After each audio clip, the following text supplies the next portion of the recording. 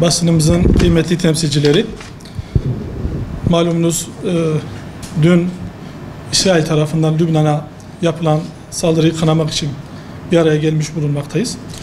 Batman Sivil Toplum Kuruluşları adına açıklamamızı yapacağız. Basına ve kamuoyuna.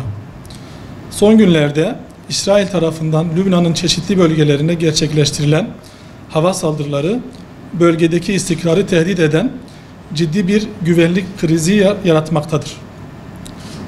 Son saldırılar sonucunda siviller arasında can kayıpları yaşanmış, çok sayıda kişi yaralanmış ve altyapı büyük zarar görmüştür.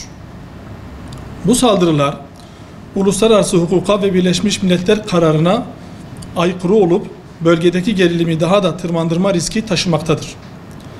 Lübnan halkının güvenliği ve bölgedeki barışın korunması adına uluslararası toplumun derhal harekete geçmesi ve saldırıları durdurmaya yönelik adımlar atması büyük önem arz etmektedir.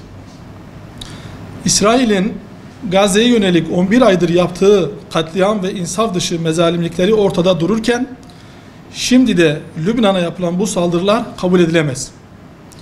Uluslararası kuruluşlar, İsrail'in sınır tanımayan bu saldırılarına karşı halkın güvenliğini sağlamak amacıyla gerekli tüm diplomatik ve askeri girişimlerde bulunmalı, İsrail derhal durdurulmalıdır.